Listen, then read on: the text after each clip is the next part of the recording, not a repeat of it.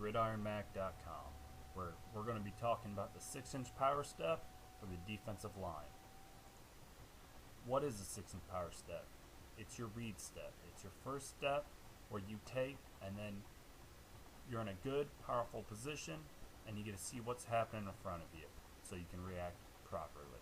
It gives you power. It allows you to have a base, and it's very consistent. So if we're taking that step every time the same way, then on the snap of the ball, it should be looking the same. We should be feeling the same. We should just be in the zone, looking to take our step and read what's happening in front of us. It's important because, like I said, it gives you a base. It allows you to react to every block, and it's part of the building progression. So as long as you can take that first step, now we can defeat a base block. We can defeat a veer, a reach, and then we can get going on our pass rush. Technique. It all starts with the stance. I wrote up a post earlier on GridIronMac.com. It is going to describe every type of stance that I've ever taught, which is a handful, and mainly my base stance. The base stance that I like. Right? There's different ways to skin a cat, especially in football, but the base stance that I'll teach is heel-to-toe relationship, shoulder width apart. They'll sit in the bar stool, good athletic position, hand out, turn the wrist, and then they'll come on down, letting that offhand hang but slightly above the head. From there, we'll be taking our first step. The first step is our 6-inch power step. We step, we don't want to go any farther than our hand, and even sometimes that's a little bit too far, right? We call it 6 inches. It's not necessarily going to be 6 inches. Everybody's different heights, different weights. But the rule of thumb is you don't want to go farther than your hand. Short, powerful step, right? That allows you to drop your butt, get good body leverage on them. We're going to shoot our hands. Hands are always coming from the ground. Ground to contact. Shoot our hands. Full extension. Talk about having steel cables. Steel cables, they don't have any bend in them, right? Lock out those elbows. Full extension. Thumbs up, hitting our aim points, half the man and the shoulder, right? So once again, real quickly, it's just taking that first step. But that first step incorporates the hands, it incorporates the hand placement. It's all of it, right? So 6-inch power step is down, set, hit. We get that movement. We're taking our first powerful step.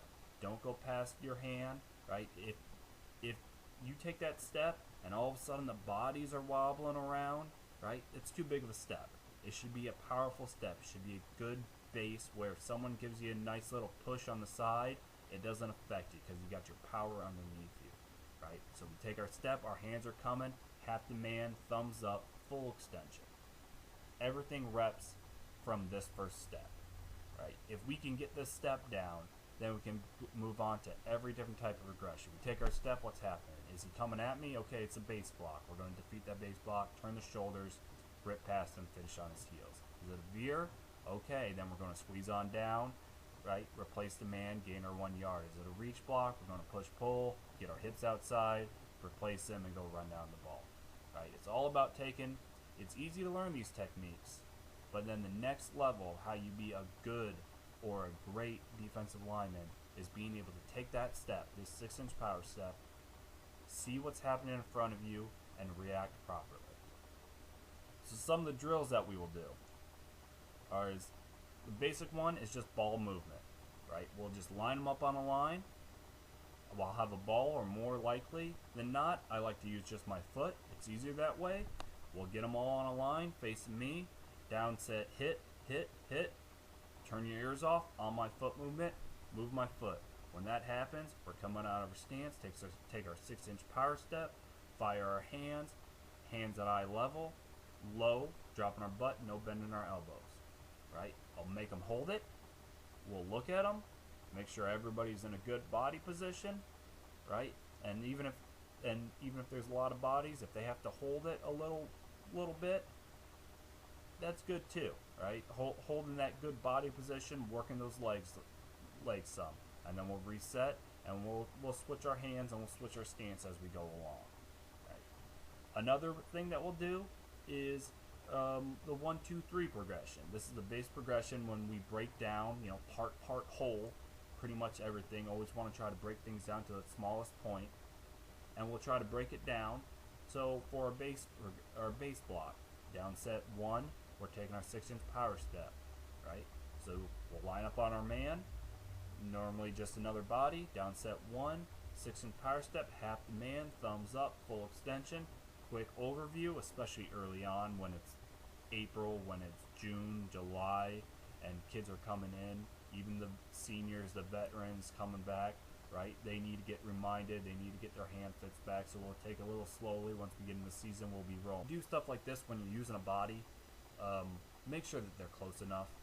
Normally, they don't want to be too close to the guy, so they'll give them their space, and for us to get our hand fits, that causes the other guy to lunge, right? So make sure that they scoot up, because, right, ball gets snapped, offensive lineman's firing out, it's going to be a pretty close, that's where we hope the engagement to take place.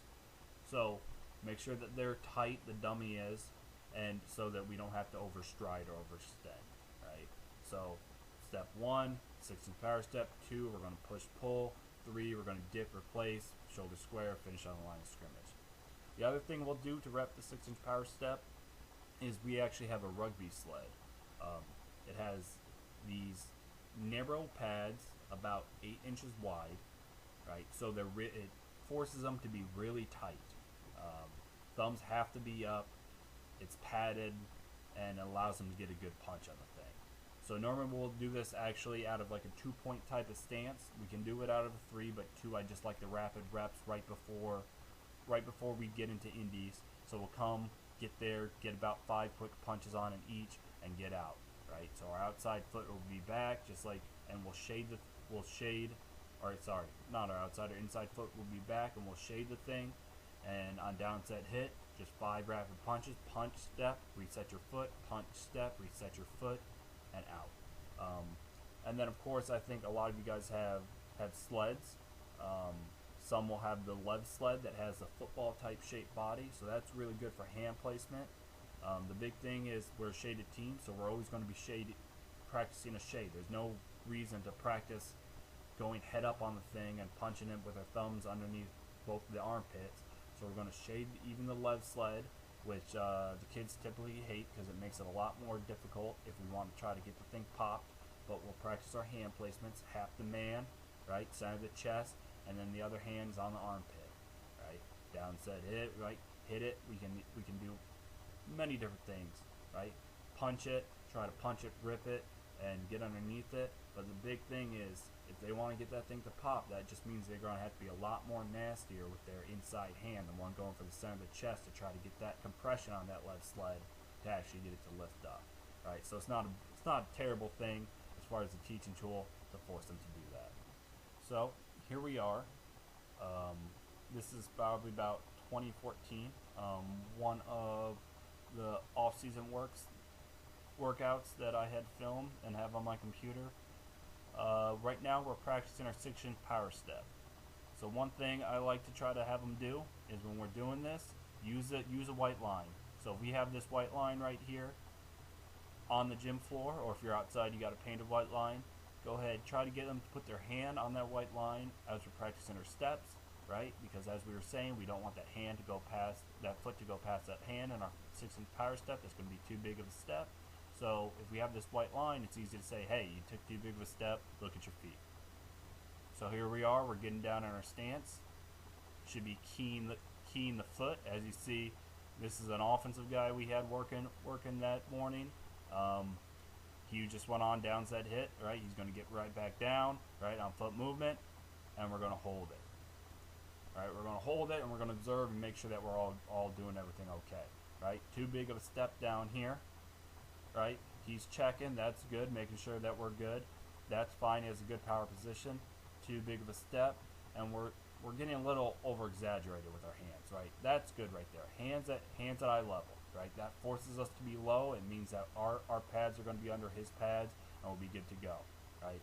So we're a little over-exaggerated, but not the worst thing in the world to over-exaggerate it. Just make sure that they understand the concept of hands at eye level.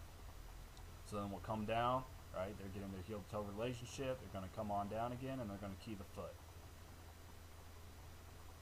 And there we go, right? So it's just repping that over and over again. and trying to get that repetition and that consistency, and making sure that we can just take our first step, right? We got to crawl before we can walk, and walk before we can run. And here we are in that same session, working on our progression for a base block. So down set 1, 2, 3.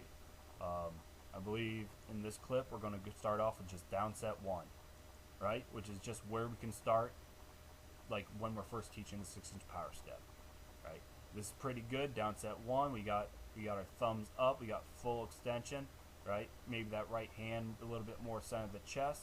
From here, we can get a little bit more center of the chest and get a little lower, hands eye level, right? So it's just repping that first step, right? Observe, make sure that we're all good, that we can get our hand placement, reset, and I believe from here we're going down set 1, 2, breaking everything down to a smallest part, right? Down set 1, 2, and then just keep building,